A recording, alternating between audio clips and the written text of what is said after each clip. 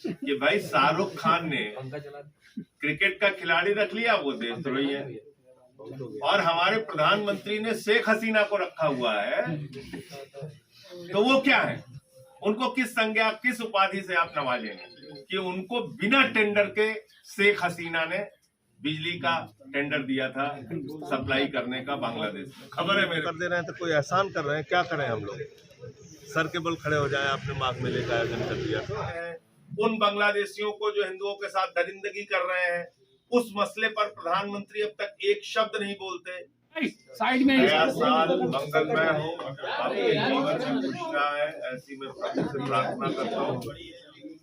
आज की पत्रकार वार्ता का मकसद ये है कि आम आदमी पार्टी अपने तीसरे चरण की पदयात्रा की शुरुआत 16 जनवरी से 22 जनवरी तक करने जा रही है। आपको मालूम होगा, पहला चरण रोजगार दो, सामाजिक न्याय दो, सरयू से संगम तक चला। दूसरा चरण वोट बचाओ संविधान बचाओ, रामपुर से अमरोहा तक चला। और तीसरा चरण रोजगार दो सामाजिक न्याय दो पदयात्रा मिर्जापुर के शहीद उद्यान से काशी के सारनाथ तक चलेगी। लगभग 90 से 100 किलोमीटर का ये रूट है। तो ये जानकारी आपके माध्यम से लोगों तक पहुंचानी थी। आज उत्तर प्रदेश में जिस तरह से लोक सेवा आयोग के सामने प्रयागराज में नौजवानों का, छात्रों का, बेरोजगारों का प्रदर्शन चल रहा है, जिस तरह से उत्तर प्रदेश में एक के बाद दूसरा पेपर लीक हो जाता है या हाई कोर्ट से स्टे हो जाता है या सुप्रीम कोर्ट से स्टे हो जाता है या हाई कोर्ट से कोई छात्रों के हक में फैसला आता है तो सरकार सुप्रीम कोर्ट चली जाती है। यह जो पूरा खेल रोजगार के नाम पर हो रहा है, बेरोजगारों के साथ जो धोखाधड़ी का काम हो रहा है, उस मुद्दे को हम इस यात्रा के दौरान उठाएंगे। लेखपाल की परीक्षा का पेपर लीक, दरोगा सिपाही की परीक्षा का पेपर लीक, पीसीएस-जे की परीक्षा का पेपर लीक, और जो परीक्षाएं हो रही हैं उसमें आरक्षण का घोटाला कर दो, यानी कोई ना कोई गड़बड़ी कर दो जिसके कारण से नौकरियां न मिलने पाए नौजवानों को। 69,000 शिक्षकों की भर्ती में ओबीसी का आरक्षण खा लिया। बांदा विश्वविद्यालय की भर्ती में ओबीसी का आरक्षण खा लिया। लखीमपुर कोऑपरेटिव बैंक की भर्ती में ओबीसी का आरक्षण खा लिया। पशुधन विभाग के भर्ती में वहां पे आरक्षण खा लिया। तो सामाजिक न्याय का जो मुद्दा हम उठा रहे हैं उसके पीछे सबसे बड़ी वजह यह है कि आरक्षण जो ओबीसी का, एससी का, एसटी का संवैधानिक हक है, वो किसी बीजेपी के द्वारा मिला हुआ हक नहीं है, संविधान के द्वारा मिला हुआ अधिकार है। उसमें भी गड़बड़ी और घोटाला उत्तर प्रदेश के अंदर हो रहा है। और साथ ही साथ कभी हम देखते हैं पासी समाज के बुजुर्ग को पेशाब चटवाई जाती है, कभी हम देखते हैं कथावाचक की चुटिया काट दी जाती है, कभी हम लोग देखते हैं कि एक सीआरपीएफ के जवान को घोड़ी पे नहीं चढ़ने दिया जाता। ये तमाम सामाजिक भेदभाव की घटनाएं उत्तर प्रदेश में हो रही हैं। तो ये सारे मुद्दे भी हम लोग इस यात्रा के दौरान उठाएंगे। और एक बड़ा वर्ग जो बेरोजगारी से इस वक्त त्रस्त है, वो चाहे बुनकर समाज का हो, वो चाहे रेहड़ी पटरी वाले हों जिनकी दुकानों पर बुलडोजर चला दिया जाता है, वो चाहे रोजगार सेवक हों, आशा बहुएं हों, आंगनबाड़ी हों, शिक्षा मित्र हों, 8वां पेंशन के लिए जूझ रहे लोग हों, जो लोग भी अपने हक के लिए, अधिकार के लिए, रोजगार के लिए संघर्ष कर रहे हैं, अपने आप को नियमित करने के लिए संघर्ष कर रहे हैं, या जो सरकारी कर्मचारी हैं और बाद में पेंशन के लिए संघर्ष कर रहे हैं, मैं सबका आह्वान करता हूं, आइए इस यात्रा से जुड़िए। हमारा मिस्ड कॉल नंबर वही है जो पहले की 2 यात्राओं में था, 750004 0004 750004 0004। तो इस नंबर पर मिस्ड कॉल देकर और 85884135 पर कॉल करके आप यात्रा का हिस्सा बन सकते हैं, यात्रा के साथ जुड़ सकते हैं और इस यात्रा को लोग कामयाब बनाएं और उत्तर प्रदेश की सरकार मजबूर हो लोगों को नौकरियां देने के लिए, उनके मुद्दों पर ध्यान देने के लिए। ये आम आदमी पार्टी का प्रयास है और जहां हम सत्ता में हैं वहां काम करके दिखाते हैं, जहां विपक्ष में है वहां जनता की लड़ाई लड़ने का काम करते हैं।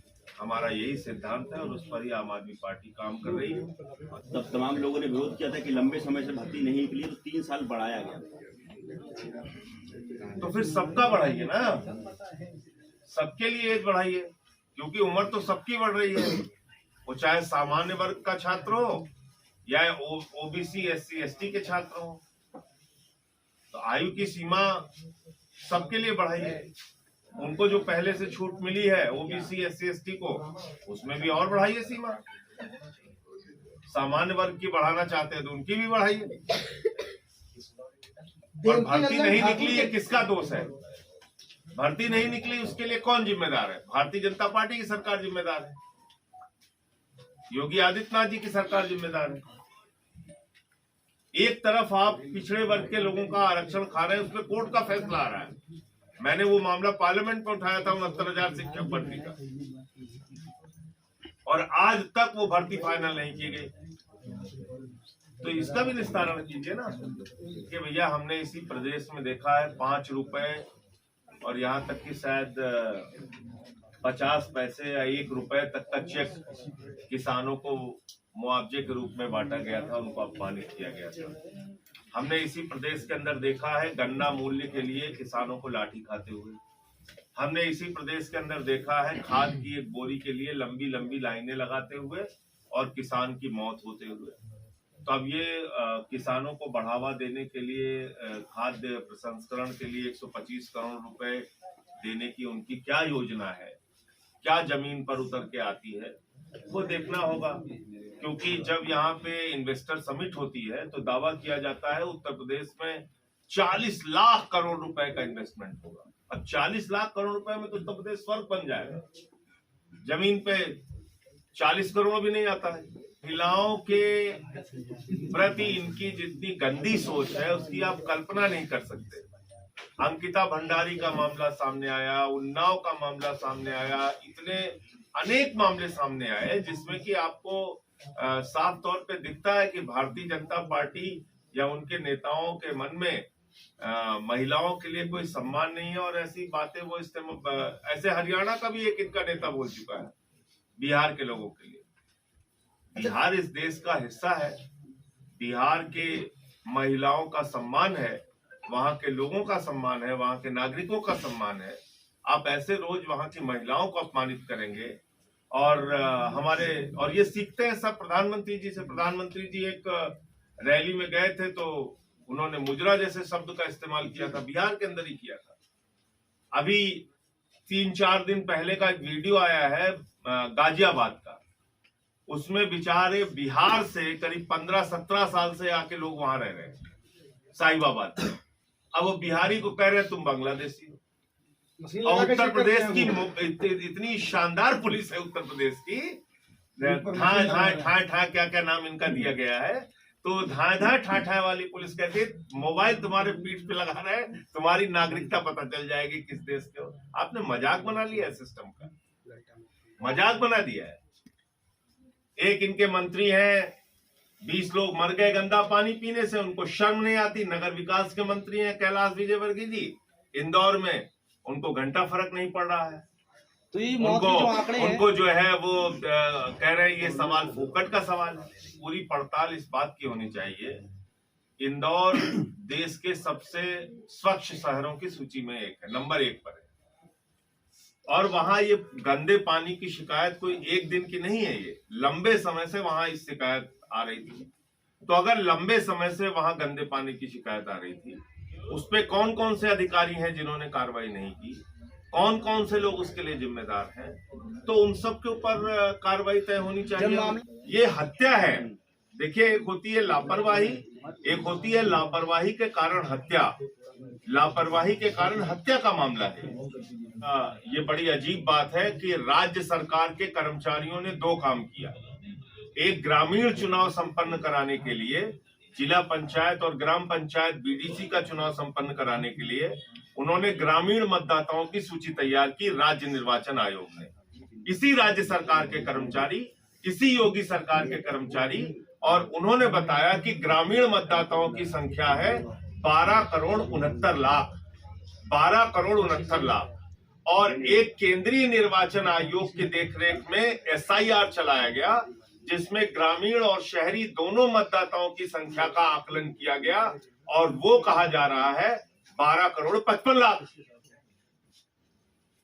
तो ये तो बड़ी मतलब आश्चर्य की बात है, हैरान करने वाली बात है कि एक ही राज्य सरकार के कर्मचारी ग्रामीण मतदाताओं की संख्या बता रहे हैं 12 करोड़ 69 लाख, और उसी राज्य सरकार के कर्मचारी जो एसआईआर कर रहे हैं वो ग्रामीण और शहरी दोनों मिला के बता रहे हैं 12 करोड़ 55 लाख।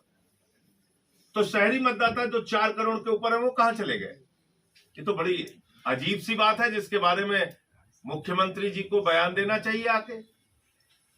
मोदी योगी का ऐसा करिश्मा है, 4-4 करोड़ लोग गायब हो जा रहे हैं। 4-4 करोड़ लोग, जनसंख्या नियंत्रण पता ही नहीं है। तो उस जनसंख्या नियंत्रण में सब निपट रहे हैं, ये भी ध्यान रखिएगा, सबको निपटा रहे हैं। और एक बात समझिए, 1 करोड़ 26 लाख आपने शिफ्टेड की कैटेगरी में रख दिया। आपने पता किया कि जो व्यक्ति गाजीपुर का, बलिया का, सुल्तानपुर का, फैजाबाद का, लखनऊ का जो व्यक्ति जाके रह रहा है अहमदाबाद में, सूरत में, चेन्नई में या मुंबई में, उसका वहां पर वोट बना भी है कि नहीं बना है?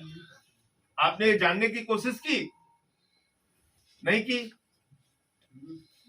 और 1 करोड़ 26 लाख लोगों के आपने कहा कि ये शिफ्ट हो चुके हैं, तो अपने मताधिकार से ही वंचित हो जाएगा, ना यहां पे वोट दे पाएगा, ना जहां गया वहां वोट दे पाएगा। दूसरी बात, 84 या 86 लाख लोग करीब हैं जिनको आपने डाल दिया अनट्रेसेबल के कैटेगरी में, यानी मिले ही नहीं। अब ये कैटेगरी क्या है? जो बीएलओ के ऊपर दबाव बना, उन्होंने घर बैठे कह दिया नहीं मिले, नहीं मिले, नहीं मिले। कट गया आदमी। अब घूमते रहो तुम, बाप दादा के जन्म प्रमाण पत्र दिखाते रहिए अब अपना वोट बनवाने के लिए। तो इस प्रकार से जो गड़बड़ियां की गई हैं, ये तो मैं बार बार इस बात को कह रहा हूं कि ये सीधा हमला लोकतंत्र के ऊपर है, चुनावी प्रक्रिया के ऊपर है। चुनाव आयोग को एसआईआर कराने का कोई संवैधानिक अधिकार नहीं है, और अभी आरटीआई में भी उन्होंने कहा है कि हम तो ये गवर्नमेंट के आदेश पे कर रहे हैं, उनको कोई संवैधानिक अधिकार नहीं है, यानी कि मोदी योगी के आदेश पर, केंद्र सरकार के आदेश पर ये चल रहा है। इस तरह से पंकज चौधरी ने, खबरें आई अखबारों में और मीडिया में कि डांट लगाई और फटकार लगाई। ये तो बहुत ज्यादा अपमानजनक है कि आपने एक बैठक कर ली अपने कुछ मुद्दों को लेके, तो उसके लिए डांटे फटकारे जा रहे हैं, वो ठीक नहीं। अगर चुनाव आयोग को लगता है कि भाई किसी सरकार ने नीतिगत फैसला लिया है, वो बात अलग है, लेकिन अगर कोई इंटेंशन है उसके पीछे सिर्फ चुनाव जीतने का, तो उसको तो चुनाव आयोग को गंभीरता से लेना चाहिए। और एक कहावत है कि भीतरा मार दही जरूर जाना है, तो अब उससे ज्यादा और कुछ नहीं कहेंगे। भीतर की क्या मार है तो वो लोग बता सकते हैं। उन बांग्लादेशियों को जो हिंदुओं के साथ दरिंदगी कर रहे हैं, उस मसले पर प्रधानमंत्री अब तक एक शब्द नहीं बोलते। उसकी बिजली की सप्लाई रुकनी चाहिए, उसका धंधा वहां बंद होना चाहिए, नहीं बोलते। और इतना ही नहीं, 97,000 करोड़ रुपए का सालाना व्यापार है हिंदुस्तान के व्यापारियों का बांग्लादेश में। मैं आंकड़ों सहित आपके सामने बोल रहा हूँ, 97,000 करोड़। और ये जो मुस्तफिजुर रहमान है, ये गांगोली की टीम से भी खेल चुका है, हैदराबाद की टीम से खेल चुका है, राजस्थान रॉयल्स से खेल चुका है, चेन्नई सुपर किंग से खेल चुका है, दिल्ली की टीम से, सब टीम से खेल चुका है। ये पाकिस्तान के खिलाड़ियों पर बीसीसीआई ने रोक लगा रखी है, आईपीएल में वो नहीं आ सकते। बांग्लादेश पे क्यों नहीं लगाई थी? अच्छा, एक चीज और बताइए, 55% शेयर इसमें शाहरुख खान का है और 45% शेयर इसमें जूही चावला और उनके पतिदेव का है। तो कल से और परसों से जूही चावला और उनके पतिदेव का नाम क्यों नहीं लिया गया? तो आप इस देश की जनता को कब तक बेवकूफ बनाते रहेंगे? अडानी पे नहीं बोलेंगे, शेख हसीना पे नहीं बोलेंगे, पाकिस्तान के साथ क्रिकेट खेला गया, पाकिस्तान के साथ क्रिकेट खेला गया उस पे नहीं बोलेंगे, इंडिया की टीम अभी जाएगी और बांग्लादेश की टीम आएगी उस पर कुछ नहीं बोल रहे हैं। तो सरकार सामने नहीं आती। प्रधानमंत्री जी को वहां हो रही हिंदुओं के साथ बर्बरता, दरिंदगी और हैवानियत के मामले में हस्तक्षेप करना चाहिए, अपना विरोध दर्ज कराना चाहिए। जो यूनुस वहां के सरकार के अगुआ हैं उनसे बात करनी चाहिए, सख्त लहजे में बात करनी चाहिए। प्रधानमंत्री जी तो सबको कहते थे लाल पीली नीली आंख दिखाओ, अब एको तरह की आंख नहीं दिखा पा रहे, सफेदी आंख दिखा दीजिए आप उनको। कर दे रहे हैं तो कोई एहसान कर रहे हैं, क्या करें हम लोग? सर के बल खड़े हो जाए, आपने माघ मेले का आयोजन कर दिया तो कितना अपना आप मतलब महिमा मंडन चाहते हैं भाई। माघ मेले का आयोजन सरकार कर रही है, अरे हम लोगों की श्रद्धा आस्था से जुड़ा हुआ विषय है, उस पर हमेशा एक ही चीज की इनको क्रेडिट सब चीजों का दे दो। राम को भी यही लेके आए हैं, सब कुछ इन्होंने ही किया है धरती पर। चैनल को लाइक करें, शेयर करें और सब्सक्राइब करना ना भूलें। जय हो।